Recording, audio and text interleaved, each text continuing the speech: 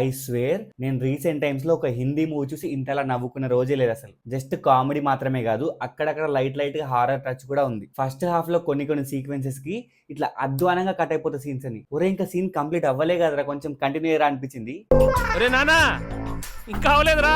Second half లో మాత్రం కొన్ని సీన్లు లాగుతూనే ఉంటారు. ఒరే సీన్ ఎండ్ అయిపోయింది కదరా, ఇంకా ఆపరా నాయన, కొంచెం ముందు పోని కథ అనిపిస్తుంది. ఓ నీ అబ్బా ఆపరదే.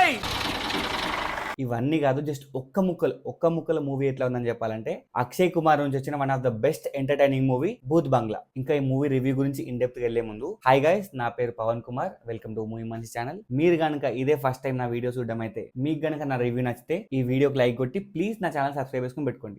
భూత్ బంగ్లా ఈ మూవీ యాక్చువల్ రిలీజ్ వచ్చేసి 17th, but 16th night premieres పడ్డాయి. ఆల్మోస్ట్ 10 o'clock షో వెళ్ళి వస్తున్నా. అండ్ ఈ మూవీలో మెయిన్ క్యాస్ట్ వచ్చేసి అక్షయ్ కుమార్, పరేష్ రావల్, వామిక గబ్బి, టబు, జిషు సేన్ గుప్తా, రాజ్పాల్ యాదవ్. ఇంకా ఈ మూవీ ఫస్ట్ హాఫ్ చూసినంత సేపు నాకు ఒకటే ఫీలింగ్ వచ్చింది, ఏంది కామెడీ ఇంత బాగుంది, ఇన్ని మంచి కామెడీ సీన్స్ పడుతున్నాయి. కొన్ని కామెడీ సీన్స్ అయితే నేను పడి నవ్వుతున్నా, లిటరల్ గా చైర్ పైనకి వెళ్ళి పడి నవ్వుతున్నా. నేను ఒక్కనే అని చెప్పి ఒకసారి థియేటర్ వైపు చూసినా, థియేటర్ మొత్తం వైబ్ అవుతుంది ఫస్ట్ హాఫ్ మొత్తం.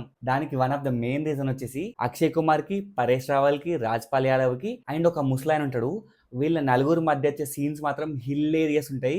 Almost 70 to 80% of the first half is packed with full of entertainment. ఈ నలుగురు యాక్టర్స్ మధ్య వచ్చే కామెడీ సీన్స్ ఆల్మోస్ట్ అన్ని పెళ్ళినాయి, కొన్ని అయితే పిచ్చిగా వెళ్ళినాయి. అండ్ ఈ ఫస్ట్ హాఫ్ లో మనకి కొన్ని జోక్స్, తెలిసిన జోక్స్ ఉన్నాయి, 1-2 కొంచెం క్రింజి జోక్స్ ఉంటాయి. బట్ ఆ మూమెంట్ కి, ఆ సిచ్యువేషన్ కి మనం నవ్వేస్తాం, ఆ సీన్ అక్కడికి అయిపోతుంది. ఈ ఫస్ట్ హాఫ్ చూసినంతసేపు ఒక్కటి ఫీలింగ్, అబ్బా అక్షయ్ కుమార్ గారిలో ఇంకా కామెడీ వైబ్ ఉందా, ఆయన కామెడీ జనరేట్ చేయడానికి ఏ లెవెల్ కన్నా వెళ్ళిపోతున్నాడు. లిటరల్ గా చెంప దెబ్బలు తీసుకున్నాడు, చెప్పు దెబ్బలు తీసుకున్నాడు, తన్నిచ్చుకున్నాడు. మన తెలుగు మూవీస్ లో పెద్ద స్టార్స్ ఉంటారు కదా, వాళ్ళ కాకుండా ఆల్మోస్ట్ అన్ని సీన్లకి తను లిటరల్ గా ఫిజికల్ గా సఫర్ అయిండు. ఒక్క ముక్కలు చెప్పాలంటే ఆయన క్యారెక్టర్ కి ఎంత న్యాయం చేయాలో అంతకంటే ఒక 10 రెట్లు ఎక్కువ న్యాయం చేసిండు. అండ్ ఈ మూవీకి ఇంకొక బిగ్గెస్ట్ పాజిటివ్ పాయింట్ ఏంటంటే, ఈ సినిమాలో మన పురాణాలని చాలా ప్రాపర్ గా మిక్స్ చేసిరు. జస్ట్ స్టోరీ వరకు మాత్రమే పురాణాల రిఫరెన్స్ అంటే అది కాదు. ఈ మూవీలో యాక్టర్స్ కూడా వాళ్ళ నేమ్స్ మొత్తం పురాణాల నుంచి ఉంటాయి. లైక్ వసుదేవుడు అని చెప్పి, మాధవ్ అని ఉంటది, వశిష్ఠ మహర్షి ఉంటది, మీరాబాయి ఉంటది, అర్జున అని చెప్పి ఉంటది, అండ్ ఫైనల్లీ వదాసురుడు అని చెప్పి ఒక ఈవిల్ క్యారెక్టర్ కూడా ఉంటది. ఇవన్నీ కాకుండా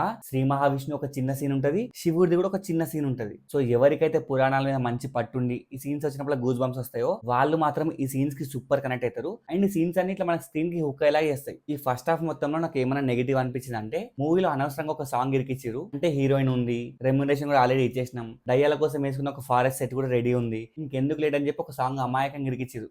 కర్మణ్యే వాదికా రస్యం చాణక్యం అమాయకమిర్కించం. బట్ ఏ మాట కామాట, ఈ సాంగ్ లో హీరోయిన్ మాత్రం చాలా అంటే చాలా బ్యూటిఫుల్, క్యూట్ ఉంటుంది. ఏమిటి సిగ్గుపడుతున్నారా? ఇంకా ఇంటర్వెల్ కూడా ఒక మంచి ట్విస్ట్ వచ్చింది. ట్విస్ట్ అంటే ఓ పెద్ద పేలిపోయి ట్విస్టింగ్ కాదు, కానీ పర్లేదు.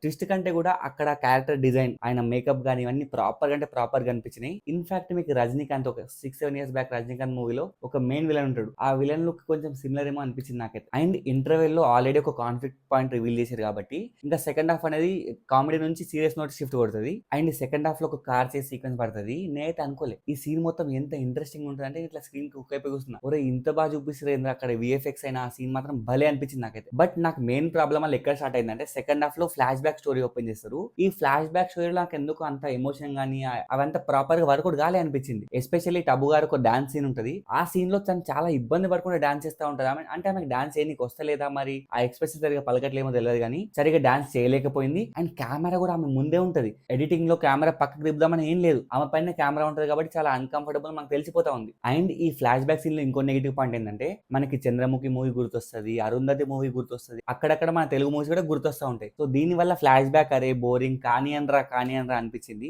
బట్ ఎప్పుడైతే ఫ్లాష్ బ్యాక్ ఎండ్ అయిందో, నెక్స్ట్ విత్ ఇన్ 2 minutes లో ఒక సాంగ్ పాడుకుంటారు. ఒరే ఇప్పుడే అంత సీరియస్ ఫ్లాష్ బ్యాక్ అయింది, ఇప్పుడు ఒక సీరియస్ థ్రెట్ ఉందని మీకు తెలిసింది, నెక్స్ట్ ఎట్లా రా మీరు సాంగ్ వేసుకుంటారు, నాకు అర్థం కాదు. అండ్ క్లైమాక్స్ కూడా చాలా సిల్లీగా అనిపించింది. ఎందుకంటే అంటే క్లైమాక్స్ లో హీరో వాళ్ళ సిస్టర్ ని ఒక ప్లేస్ కి తీసుకెళ్తారు, ఒక ఫారెస్ట్ కి. అక్కడ తీసుకెళ్లాలి కాబట్టి చాలా బలవంతంగా చాలా సిల్లీగా అనిపించింది ఆ సీన్స్ అన్ని. నాకెందుకో జగదేక వీరుడు అట్లా వస్తున్నారు మూవీ కూడా గుర్తొచ్చింది. సో ఇలా సెకండ్ హాఫ్ లో చాలా మూవీ రిఫరెన్స్ గుర్తొస్తా ఉంటే అంత ఎంగేజింగ్, అంత ఇంట్రెస్టింగ్ ఉండదు. కాబట్టి ఫస్ట్ హాఫ్ తో పోల్చుకుంటే సెకండ్ హాఫ్ అంత గొప్పగా అనిపించలేదు. బట్ ఇంత రొటీన్ సెకండ్ హాఫ్ లో కూడా క్లైమాక్స్ లో ఒక ట్విస్ట్ పడుతుందండి. క్లైమాక్స్ లో ట్విస్ట్ పడ్డాక నా ఫ్యూజ్ లేగిపోయింది, నాకైతే మైండ్ బ్లాక్ అయిపోయింది. అంటే మనం ఇప్పటిదాకా చూసిన స్టోరీ అంతా, అంటే ఇప్పటిదాకా ఆ క్యారెక్టర్ లో ఉన్నది ఓకే, మీరే థియేటర్లో చూసుకోండి. నాకు బాగా నచ్చిన ఇంకో థింగ్ ఏంటంటే సెకండ్ హాఫ్ లో ఒక సీన్ లో అక్షయ్ కుమార్ గారు న్యూడ్ గా ఉండాల్సి వస్తుంది. అంటే మన డైరెక్ట్ గా స్క్రీన్ పై న్యూడ్ గా చూపెట్టారు కానీ వీ కెన్ క్లియర్లీ సీ అది ఒక న్యూడ్ సీన్ అని చెప్పి. దానికి కూడా ఆయన ఎలాంటి డూప్స్ వాడకుండా లిటరల్ గా ఆయన యాక్ట్ చేసిండు. ఆయన డెడికేషన్ కి ఆయన ఎఫర్ట్స్ కి నాకైతే సలాం కొట్టాలనిపించింది. నేను చెప్తున్నా కదా, ఈ మూవీ ఎవరి కోసం మనం వెళ్ళాలంటే పక్కా అక్షయ్ కుమార్ గారి కోసం వెళ్ళాలి. ఆయన కామెడీ టైమింగ్ కి, ఆయన డెడికేషన్ కి, ఆయన ఎఫర్ట్స్ కి ఈ మూవీ పక్కా వెళ్ళాల్సిందే. సోది చాలా ఎక్కువైపోతుంది. ఒక సింపుల్ గా ఒక ముక్కలో చెప్పారు అంటే ఫస్ట్ హాఫ్ లో పడి నవ్వుకునే సీన్స్ నుంచి సెకండ్ హాఫ్ లో కొంచెం తలబట్టుకునే సీన్స్ ఉంటాయి. బట్ క్లైమాక్స్ మళ్ళీ ఒక మంచి నోట్ తో ఎండ్ అయిపోతుంది. So as an overall it was a good movie. Not a great movie, but కొన్ని బొక్కలు ఉన్నాయి. బట్ డెఫినెట్లీ ఒక గుడ్ మూవీ చూసిన ఫీలింగ్ మాత్రం పక్కా వస్తుంది. అండ్ వన్ మోర్ థింగ్, మీకు గనక హిందీలో ప్రాబ్లం లేదనుకుంటే, హిందీ అనే ఒక లాంగ్వేజ్ బ్యారియర్ మీరు దాటేస్తే ఈ మూవీ మాత్రం పక్కా హిందీలో చూడండి. తెలుగులో అసలు ఈ మూవీ లేదు. సో హ్యాపీగా హిందీకి వెళ్ళిపోండి. అండ్ మీకు గనక నా డీటెయిల్ రివ్యూ నచ్చింది అనిపిస్తే ఒక్కసారి నా ఛానల్లోకి వెళ్ళి ప్రీవియస్ రివ్యూ చూడండి. మీకు నచ్చితేనే నా ఛానల్ సబ్స్క్రైబ్ చేసుకొని పెట్టుకోండి. రేపు ఆల్మోస్ట్ ఒక 3 to 4 మూవీస్ రిలీజ్ అవుతున్నాయి. మన తెలుగు మూవీస్ రిలీజ్ అవుతున్నాయి. ఆ మూవీ రివ్యూస్ కూడా మా ఛానల్లో వచ్చేస్తాయి. అండ్ వన్ లాస్ట్ థింగ్ ఏంటంటే, నా ఛానల్ మానిటైజ్ అయిపోయింది. 1000 సబ్స్క్రైబర్స్ దాటిపోయారు. 4,000 అవర్స్ కూడా అయిపోయినాయి. సో ఈ త్రూ అవుట్ జర్నీలో నాకు సపోర్ట్ చేసిన సబ్స్క్రైబర్స్ అందరికీ, సో మీ కాన్స్టెంట్ సపోర్ట్ కి, మీ కాన్స్టెంట్ పాజిటివ్ ఫీడ్బ్యాక్ కి I'm very happy. Thanks to all. Thank you guys. Thank you so much. Keep loving me and my channel more. I'll also give the same love in return. Thank you. Thank you. Zindabad.